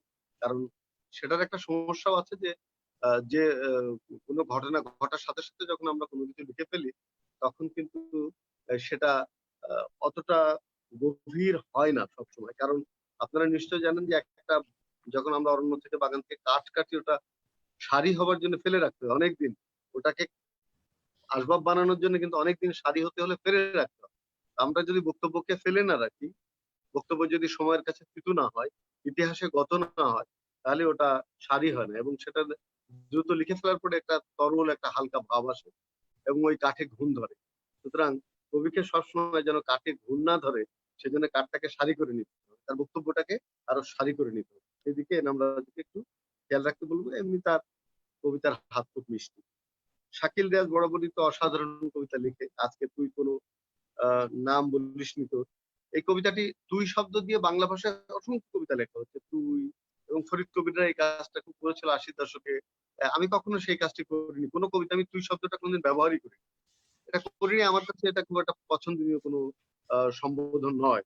সেটা যদিও খুব কাছের এবং এটা করলে মানুষ খুব কাছের মনে হয় বাংলার তুই উচ্চারণটি, কিন্তু আমি করিনি। তবে শাকিল রিয়াজের কৃতিত্ব হচ্ছে যে এই কবিতার মধ্যে সে অনেকগুলো চমৎকার মেটাফোর তৈরি করে, এবং সেই মেটাফোর গুলোর মধ্যে একটা আছে যে অর্থের আঙিনায় বিমূর্ত খড়খড় বাতাসের রং, ঝড়ের ঝড়ের ঝড় যে শ্বাস নিচ্ছে, এরকম একটা অবেলায় কি ঝড় শ্বাস নিচ্ছে, এরকম ছিল লাইনটা শাকিল? না, ঝড়ের সম্ভাবনা শ্বাস নেয়, এরকম একটা লাইন ছিল। সেটাও বেশ আমাকে তৃপ্ত করেছে। তবে আমি বলবো যে শাকিল তো খুব প্রেমের কবিতা লিখছে, মানে ওর সে প্রেমের কবিতা ভালো, এবং লাস্টে যে কবিতাটা পড়েছে অন্ধকারের কাছে প্রতিশোধ করছে, এবং তার হাজবেন্ড জেনে তার ফোনের জেনে যাওয়ার ক্ষেত্রেও একটা বিরক্তি, একটা ভয় সেখানে কাজ করছে, ওই কবিতার মধ্যে আছে। তো সেটি খুব চমৎকার ভাবে সে তুলে নিয়ে এসছে। কিন্তু আমি শাকিলকে বলবো যে শুধু প্রেমের ভেতর দিয়ে জগৎকে না দেখে আরেকটু অন্য দিকে যাওয়া যায় কিনা।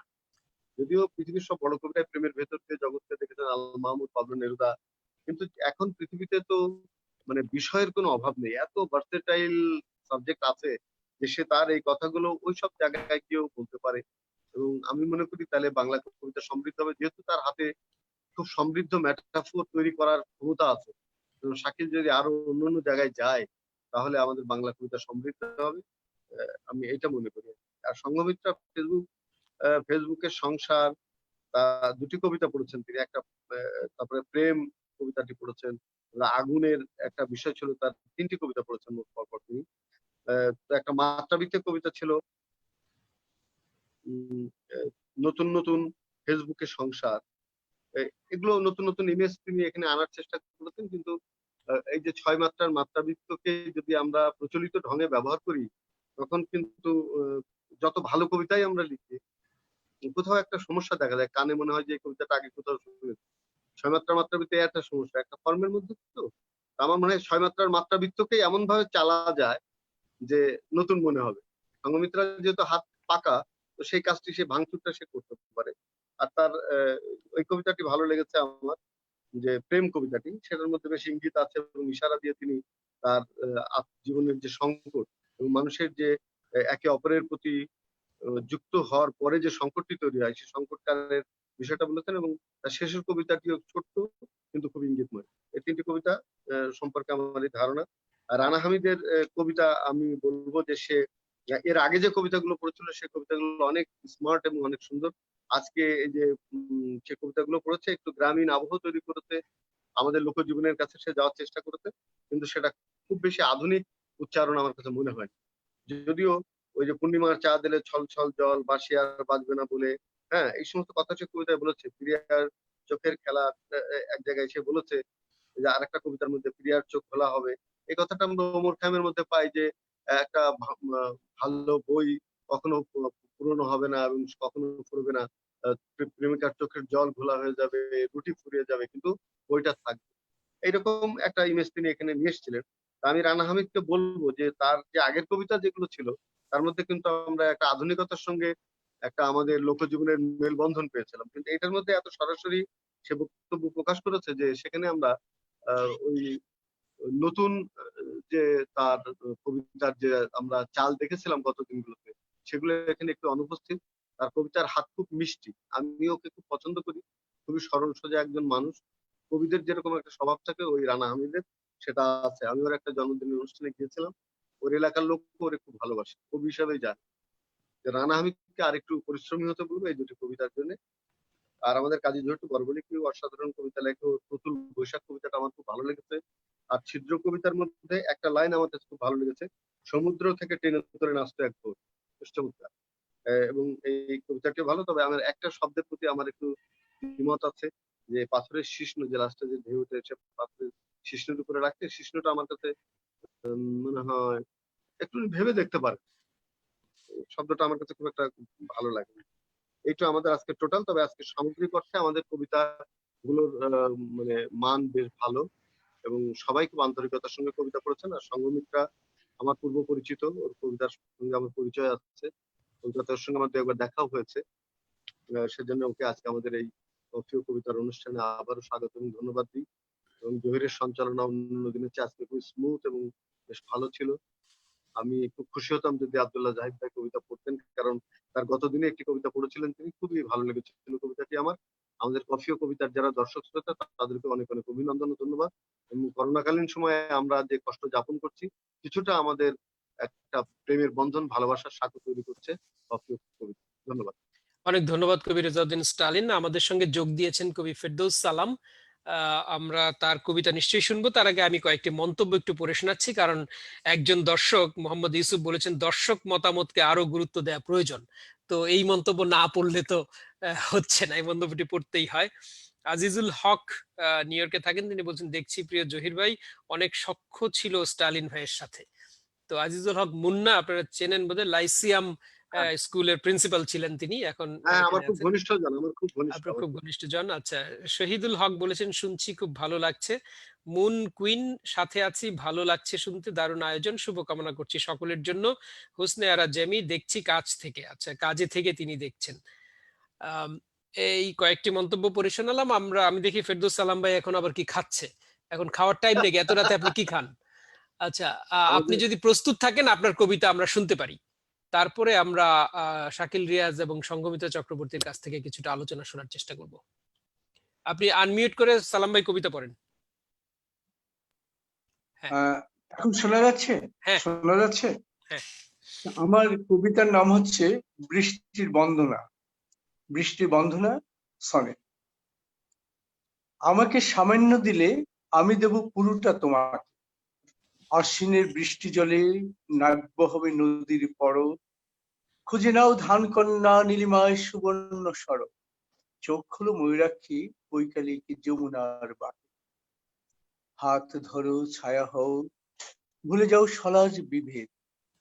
তিসির পেছনে দাও পরিমিত পেঁয়াজ রসুন। ফেরাবে মুখের রুচি, জেলে দিবে ঘৃতের উনুন, যত নেবে তত পাবে, থাকবে না অস্পৃশ্য প্রভে। তুমি যদি নাই আসো, কে ফোটাবে বসন্ত মুখ, বৃষ্টি ঝরা বন্দনায় আমি চাই প্রমত্ত যমুনা। মৃদঙ্গ উচ্ছ্বাসে নাচো, তুলে দেবো ইলিশের ভুনা, বিবসনা হও যদি সুখ দেবে জাদুর আঙুর। তবু কি লুকিয়ে রাখবে সেই সুমিষ্ট আঙুর, যেখানেই থাকো পথ খুঁজে যাব, হোক যত দূর। ধন্যবাদ। অনেক ধন্যবাদ কবি ফেরদৌস সালাম। আমি আরো কয়েকটি মন্তব্য পড়ছি। ডক্টর আশরাফ আহমেদ বলেছেন, গ্রামীণ পরিবেশে প্রেমের প্রকাশ। রানা হামিদের দুটো কবিতাই চমৎকার লেগেছে। ডালিয়া রায় চৌধুরী, কি দারুণ লাগলো জহিরুল ভাই। অ্যাডভোকেট শ্যামল কান্তি দে, সিনিয়র কবি বন্ধুদের অভিনন্দন, আগামীর সৃষ্টির প্রত্যাশায়। অশোক বিশ্বাস, এলাম তবে প্রায় শেষের দিকে। নাসরিন পারভিন, শিশুর মতো শব্দ নিয়ে খেলা করি, তাই তো আপনাদের কবিতা আলোচনা সবসময় শোনার চেষ্টা করি। অনেক ধন্যবাদ আপনাদের যারা আমাদের সঙ্গে ছিলেন এবং এখনো আছেন। আমরা এবার ফেরদৌস সালাম ভাই আমাদের নিয়মিত সদস্য, আজকে একটু দেরি করে এসেছেন। ফেরদৌস সালাম ভাই, আমরা আজকে আপনাকে আমাদের ফিচার পোয়েট করতে চেয়েছিলাম, কিন্তু আপনি কোনো সাড়া দেননি বলে সেটা করা সম্ভব হয়নি। আপনি যদি না, না, আজকে খুব ব্যস্ত ছিলাম। আগামীকাল আপনাকে আমরা ফিচার পোয়েট করতে পারি, আপনি যদি রাজি থাকেন এখনই জানান, তাহলে আমাদের গ্রুপে আপনার 3টি কবিতা পোস্ট করে দেবেন, সেগুলো আমরা আগে থেকে আচ্ছা, পড়ে রাখবো।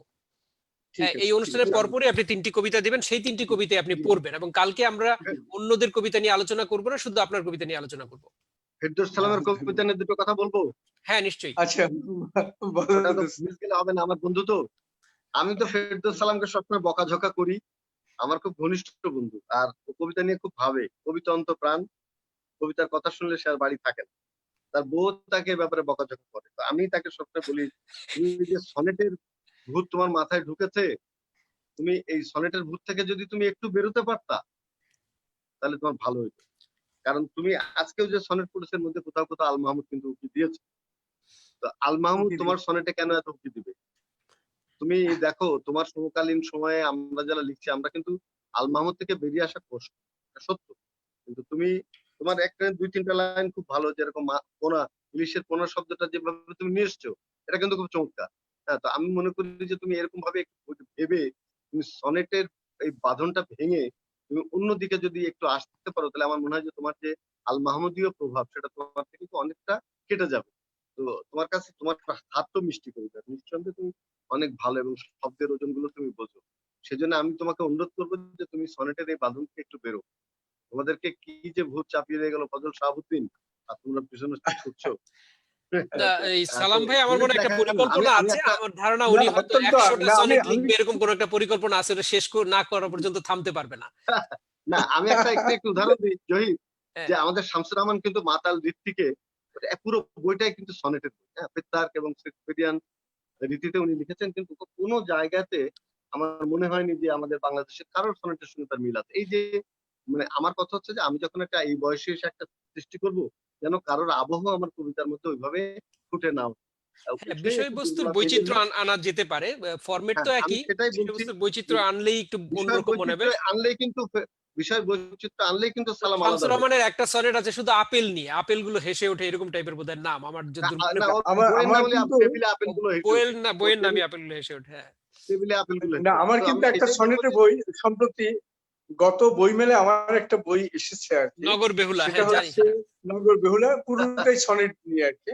এটা কিন্তু যদি স্টালিন এটা পড়ে, তাহলে আমার মনে হয় যে তার আমার সম্পর্কে একটু আসবে, তো যে আমি তুমি ওখান আমার বইটা, থেকে অনেক, তুমি যদি তোমার বই আমারে না দাও, না দিয়ে বলো স্টালিন না, পড়ে, আর না, কিংবা না, তোমার কাছে আসলে বেরোয়, তাই তার মানে করোনার কারণে দেওয়া হয় নাই দোস্ত, আমি অবশ্যই করি, কারণ দাও, বইটা আমি দাও, আমি কিন্তু কিনে নিবো স্টালিনের দরকার হলে। মন্তব্যকে খুব গুরুত্ব দিই জহির ভাই।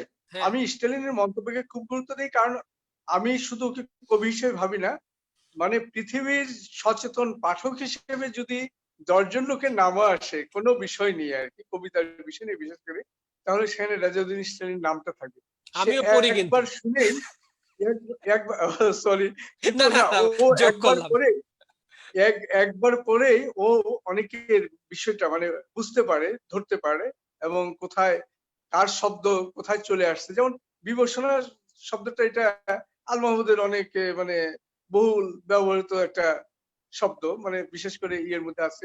এই সনেটে আমার প্রয়োজনে শব্দ আমার আসলে তো প্রয়োজনে আর কি, প্রয়োজনে চলে আসে। আর আরেকটি বিষয় আমি বলি স্টালিন, যে আসলে শব্দ কিন্তু কারো পৈতৃক সম্পত্তি না, তাই না?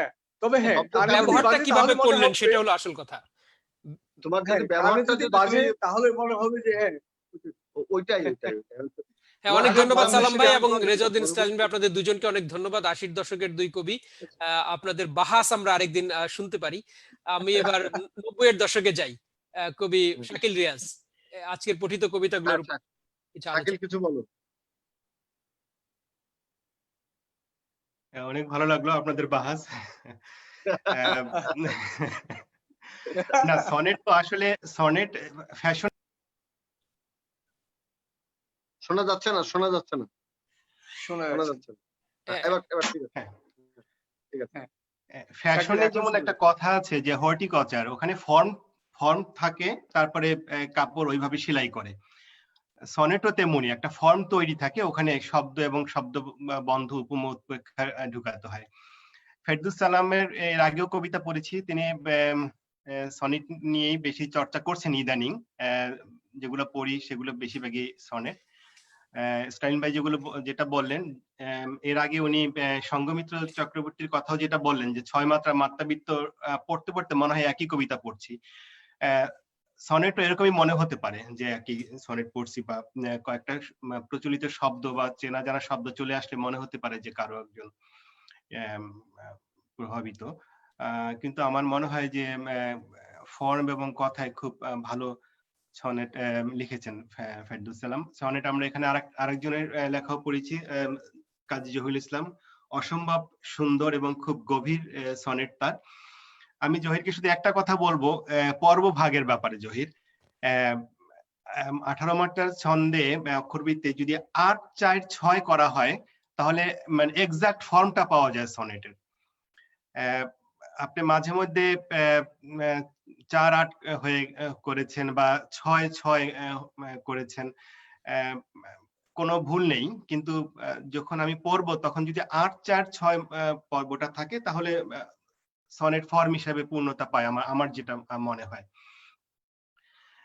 দ্বিতীয় কবিতা যেটা জহির পড়েছে, এর আগে আমরা যেটা আলোচনা করেছিলাম অস্তিত্ববাদ, এই কবিতার মধ্যে সেই উপাদান আমি পেয়েছি ছিদ্র কবিতায়, যে পৃথিবী সবকিছু হচ্ছে কিন্তু আমরা ভিতরে আমাদের জীবনকে নিয়ে বাঁচানোর জন্য, আমাদের আনন্দ নিয়ে, আমাদের বেদনা নিয়ে আমরা আছি, বাইরে অনেক কিছুই ঘটছে, এটাই অস্তিত্ববাদ। অসম্ভব টাচি এবং ভালো লাগার কবিতা। স্টালিন ভাইয়ের কবিতা তো সবসময় ভালো লাগে, কি বলবো। যদিও আমার তার মতো ওই রেকর্ডিং মেমোরি না, আমি মনে করতে পারি না, কিন্তু কথা শুনে বা কবিতা শুনে যেটা মনে হয় অসম্ভব ভালো লেগেছে, আবহ তৈরি করেছে। একটা তার আকাঙ্ক্ষা নিয়ে যে কবিতাটা, মানুষের আকাঙ্ক্ষা, ইলিশ মাছ হেসে হেসে জালে এসে পড়ার যে বিষয়টা তিনি তৈরি করেছেন, অনেক কিছুই এই থেকে আমরা দেখতে পারি, ভাবতে পারি। শ্রমিক যখন তার কাঁধের বোঝাটা যত বড়ই হোক হালকা মনে হবে, এর মাধ্যমে তিনি অনেক কথাই বোঝাতে চেয়েছেন। এই যে আকাঙ্ক্ষা, এই যে একটা বৈপরীত্য তিনি নিয়ে এসেছেন, স্বাভাবিক জগতের থেকে আলাদাভাবে চিন্তা করে মানুষের আকাঙ্ক্ষাকে তিনি স্থাপন করেছেন, অসম্ভব ভালো লেগেছে স্টালিন ভাই। এনাম রাজুর কবিতাও আমার অনেক ভালো লেগেছে আজকে। রানা হামিদের কবিতাও ভালো লেগেছে।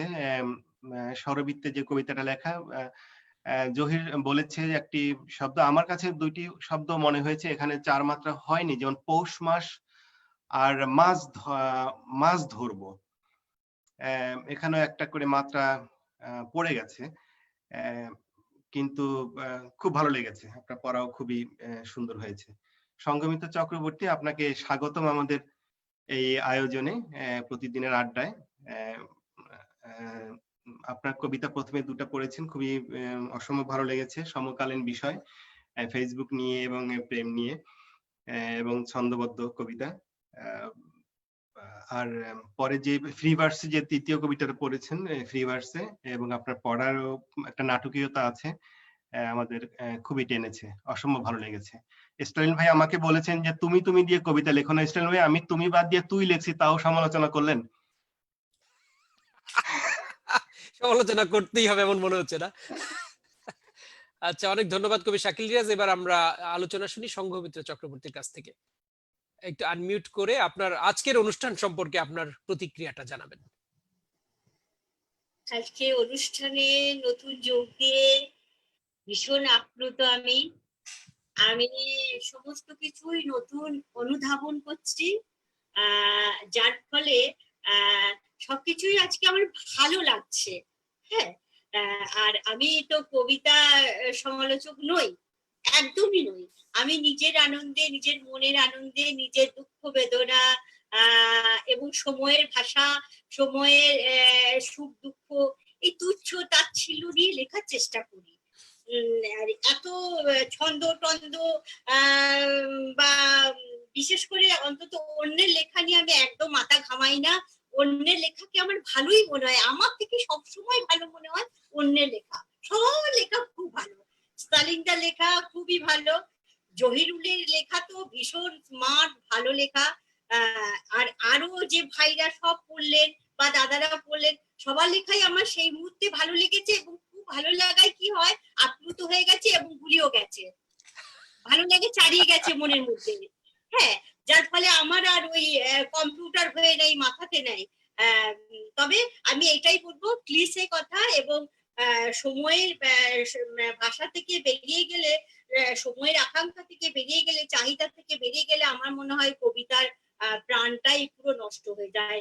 বিশেষ করে বিশেষ অতীতকে টেনে এনে বা ভবিষ্যতের দিকে না তাকিয়ে সময়কে, সময়ের দাবিগুলোকে এবং সময়ের যে ক্ষত, এখন বিবর্ষ ক্ষত সময়ে, একটা অসুস্থ পৃথিবী, তার এবং মহিলাদের উপর যে নির্যাতন, এবং ভালো লাগার অভিনয় করে এক সংসারে একইভাবে একঘেয়েমি ভাবে জীবনযাপনকে মেনে নেওয়া, এর বিরুদ্ধে, এবং ওই মানে কি, ওই মুখে মুখটি দিয়ে বসে থেকে ছবিটি তোলা আর ভিতরে বিষের থলি দুর্জনাকার, এটাকে আমি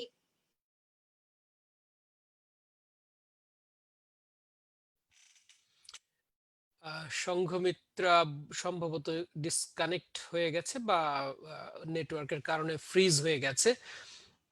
আমরা শেষের দিকে চলে এসেছি অনুষ্ঠানের। শেষ করবার আগে আমি দু একটি কথা বলে শেষ করব।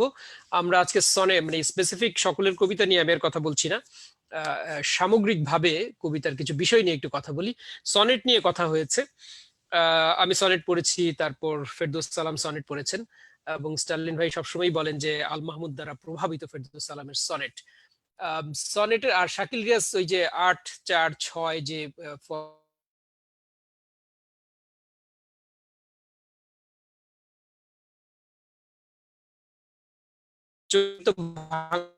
উপায় নেই, অবশ্য ভাঙা যায় যদি মাঝখানে মাঝখানে আমরা অপূর্ণ পর্ব দেই, ভাঙা পর্ব দিয়ে ভাঙার চেষ্টা করা যেতে পারে, সেটা করলে হয়তো একটু ভিন্নতা পাওয়া যাবে।